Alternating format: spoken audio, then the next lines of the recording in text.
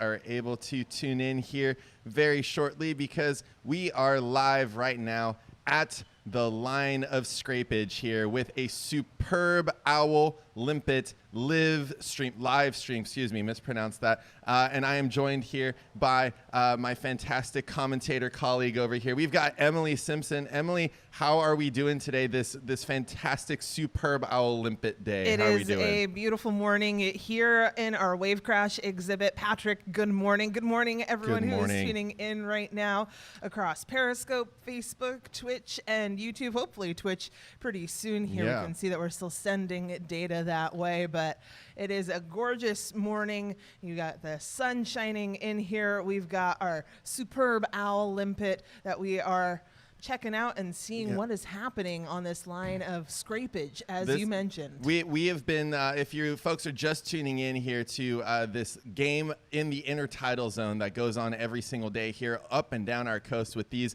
massive gastropods teaming up together to scrape the rocks, try to clear them of the barnacle defenses, try to advance yardage by yardage, able to go and scrape up as much algae as they're able to, hopefully scoring a few points here and there with the local ecosystem. But we have been stuck here at this specific line of scrapage here for the better part of many hours here. There's been no advancement. As far as I can tell, the game clock has expired, but we're still holding on. The ball disappeared at some point here.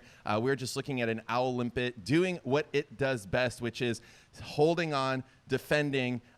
Just superb defense we're seeing here on the field here. And we should mention that this is indeed a field here for the Superb Owl, because this is not only does this limpet play on the field, it's also the groundskeeper, the gardener here of this Superb Owl Limpet LIVestream. It makes sure that the rest of the playing field looks good for everybody else. Isn't that right? Exactly. So while we might be really excited to see that line of defense happening as it's knocking those barnacles off, knocking other limpets off, really the most important job that this Superb Owl Limpet has is keeping the turf looking good. Exactly. So it is scraping away. It is a gardener of its little patch of rock that we are checking out right now. Now this rock here is going to be covered in little tiny bits and pieces of microalgae growing on it. Wants to keep it nice and clean, nice and maintained and manicured. And so this is a little gardener working its way, and it actually helps to keep the biodiversity of this ecosystem high. Makes it look good. It's a really, really playing an important role here out there on the field, Patrick. Exactly right. And I'm just gonna transition us out here to see a little bit more of what we're dealing with here for this Superb Owl, the playing field, as it were. We've got it here up on the screen. You can see it's really home field advantage for these Superb Owls, these Superb Owl Limpets that you're seeing right there. Emily is scanning around there with our sky cam there, looking down upon that field. And what you're seeing here is a zone that this owl limpet calls home. It has a homing area. For many of these owl limpets, they have a home scar that they come back to every time. So they come back to that line of scrapage there after they've moved around and collected some of that algae. These are currently here at the Monterey Bay Aquarium in our wave crash, but all up and down the coast, you're going to see these massive limpets. They are essentially a snail with a conical shell there on top. So that's the helmet that you see there on top, the helmet covering up that creeping foot. They look a lot like the rocks, but if you go down to the intertidal here, these are the largest limpets that you're going to see. Lottia gigantea right here. If you go up to San Francisco, you might see some of these San Francisco giants up over there.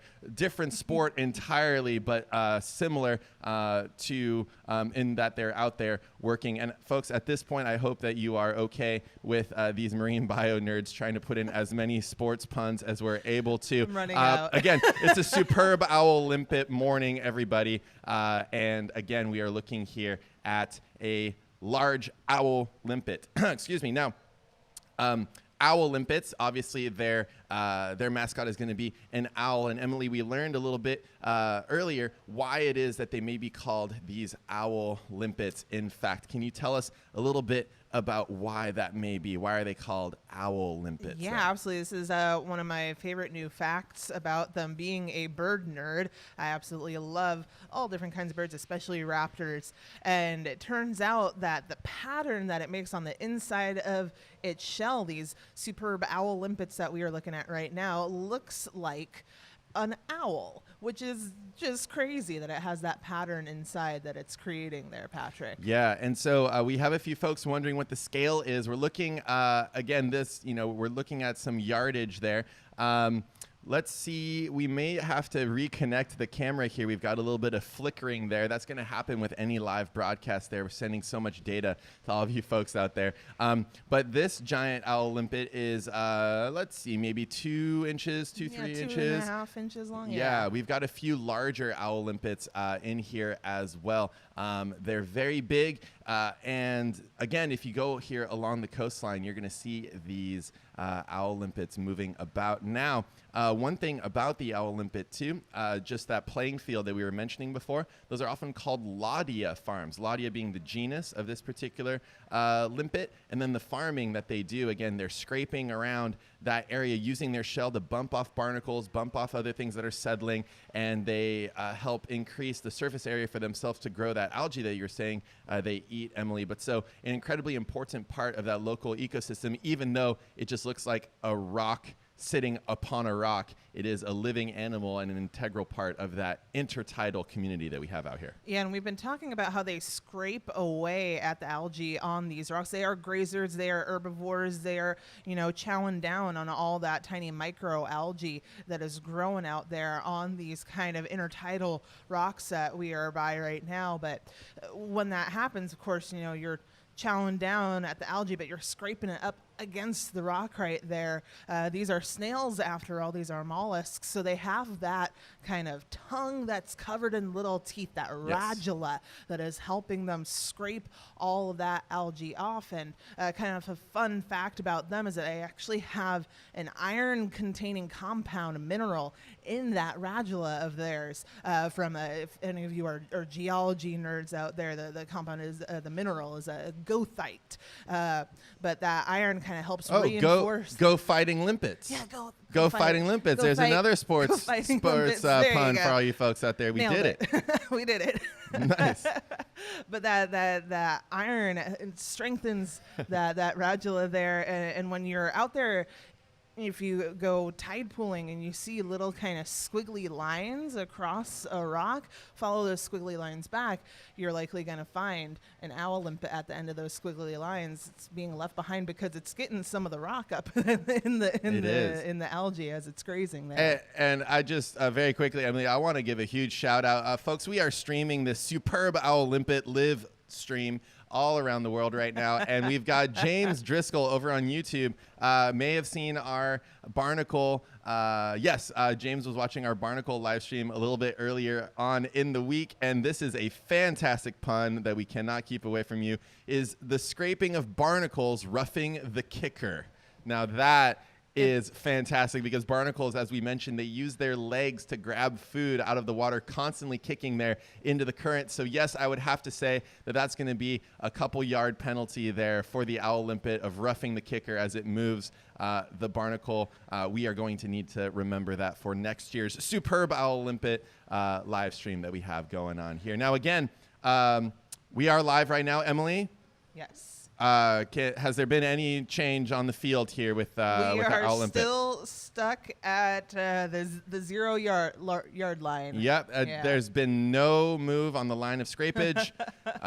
So yeah, again, if you have a preferred ocean commercial, maybe put that on. This segment, by the way, brought to you by Plankton. Plankton, if you're just drifting through life with no real direction, you might be Plankton. Plankton, the drifter's lifestyle.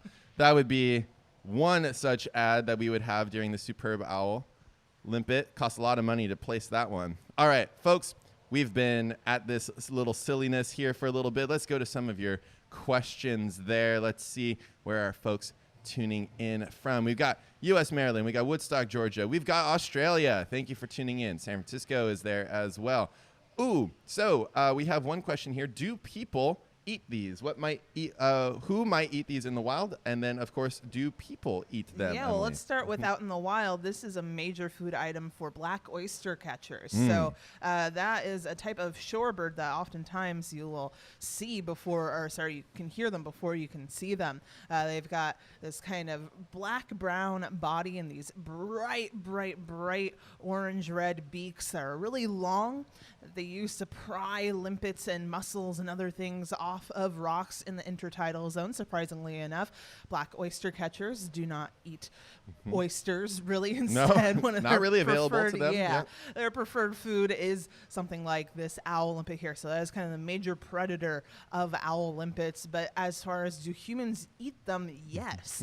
There's no commercial fishing of them here in California, but in certain areas that are not marine protected areas, you can get permits to go out there and collect owl limpets. Yeah. And that is something, people do eat owl limpets all around the world. And here in California, there are some concerns for folks that do intertidal monitoring in areas where you're able to collect owl limpets. Often as people, we're going to go and try to grab the biggest ones. But an interesting little fact about these animals is that they are protandric hermaphrodites, meaning that they start off their life as cute little boys in the intertidal, and then they become big mamas limpets later on. And so the bigger the limpet, the more eggs it's going to be able to have, the better reproduction it's going to be for the population. And so only collecting the large ones is actually not going to be great for that ecosystem. People are starting to see that maybe these owl limpets are trending smaller over time, which happens in a lot of different places. It happened with the sardines here in Cannery Row, happens lots of different zones where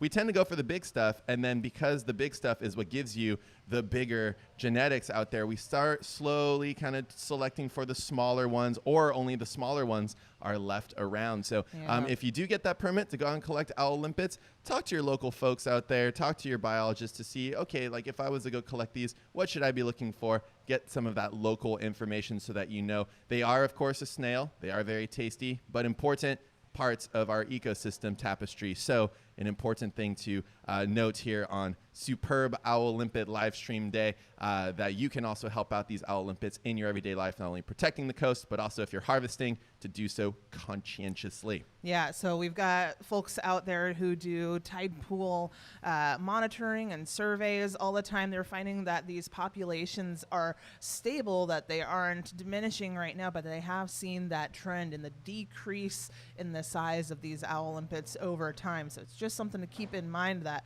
as these owl limpets are getting smaller and smaller, not as many of them are reaching that maturity level to make more of them. We might start to see that population decrease. So definitely something to be mindful of, but something that we pay attention to all the time out there, that we have those folks who are doing that monitoring of all these amazing invertebrates out there in our tide pools. Exactly, yeah. So no cause for alarm, but certainly cause for thought and being very careful when you're out there in the intertidal. Emily, I'm going to zoom back out here to our top view, and sorry to say, folks, but there has been, again, no change here in the yardage. We have been stuck at this line of scrapage in the Superb Owl Limpet LIVestream. We have not seen too much action here. Most people have left the stands. We're kind of all by ourselves here this morning. The concession stands are closing down as well, but that doesn't mean that the action stops. Come the opening of the aquarium with the wave crash falling down, you may see some activity here with these owl limpets. So if you come here to the aquarium and you're able to exercise incredible patience, you may yet see some advancement here on this playing field for this glorious gastropod, our local owl limpet, Lottia gigantea, coming to you live here from the Monterey Bay Aquarium. And I think we can all agree that this is the type of content that you come to the internet to see. Absolutely. I think that we might be the only ones live streaming the Superb Owl Limpet show this morning. Right. So for you folks wondering, what is that? That is an excellent question. We are looking at a owl limpet. Essentially, that is a helmet over a snail that is hunkering down here along the rocks. It is biding its time, waiting for the water to rise again. We're currently live here at the Monterey Bay Aquarium, where we're in the wave crash. Water goes up and down on a timer. out in the wild, you would see these. And can you tell us a little bit more about limpets and what they're getting up to with the feeding you were mentioning there earlier, Emily, for the folks that are tuning in? Yeah, so when we talk about limpets, you mentioned, Patrick, that it's kind of like a snail with a helmet over it. I like to kind of compare it to what a stingray is to a shark. That is what a limpet is to a snail, because we talk about stingrays being kind of like pancake sharks. Limpets are kind of like pancake snails. They've been flattened out, and they have just that one big shell that is over the top of them like a helmet. But just like your friendly local neighborhood snails, they have a radula, this kind of rasping, scraping tongue in their mouth, and what it's doing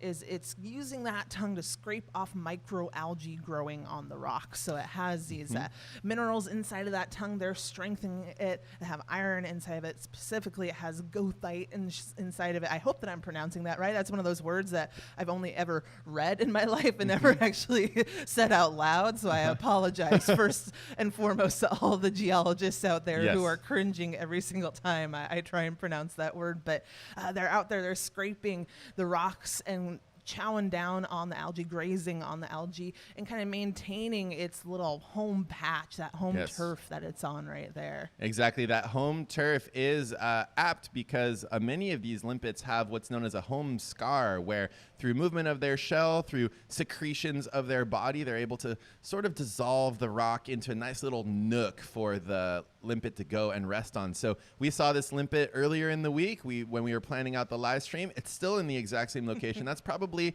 its home area. I do believe that the top limpet has made some progress down. Yeah, it's moved a little bit. I can see if we might Folks, be able to. in the chat, before we move anything, everybody, in the chat, if you want us to move the camera to go see another owl limpet, let's get some thumbs up there in the chat so that we will...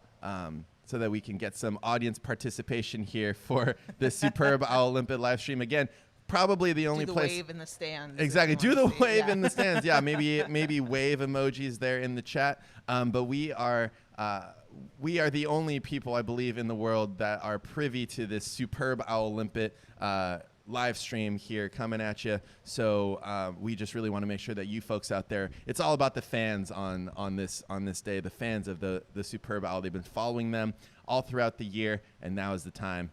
Okay, we've got thumbs up in the chats. We got waves in the chats. All right, Emily, let's go. Let's do it. Get this camera going here. Let's see. We're going to move on up. And we are looking good. Steady camera work there. In glorious detail, we have another owl limpet. Now, what'll be interesting here is this one appears to be moving ever so slightly from where it was. So, and we can see Emily's Monterey Bay Aquarium. Hi, Emily. Hello. There's us. That's there. Branding right there. There's us reflected in the window here. So we've got this owl limpet there. Just glorious. And you can see slow motion crawl. When you're playing the Superb Owl Limpet game, it is all about defense, holding on strong to the rock against the crashing waves. And we're also seeing, again, that playing field that you were mentioning, Emily, where this limpet will go around and scrape around, sort of like a Roomba, going around the intertidal, lapping up that algae, also knocking off the barnacles. We did mention that is sort of like roughing the kicker, because those barnacles are kicking their legs into the water to grab food. So James, thanks again for that. Roughing the kicker there as they move the barnacles out, and again, an integral part of our ecosystem tapestry here. Folks, we have just a few minutes before we have to shut down the stadium. Everybody's leaving. Everybody's just packing up their stuff, getting into the car, and thinking that maybe next year there'll be some points scored during the Superb Owl. It might be the first time in history that we've had a 0-0 tie. I believe that very much could end. We're just trying to, what the networks are telling us, to put people out of their misery and let them go about their lives. But no, we are here to give you that Superb Owl Limpet LIVestream, the best that we possibly can. Maybe we will return back to the line of scrapage, and we will answer any more questions that you folks may have out there. But thank you again for tuning in to this live stream with the Superb Owl Limpet. We're all about engaging content here at the aquarium, and we hope that you folks are enjoying life in the intertidal. You get to see a little bit more about what it takes to really excel in your field.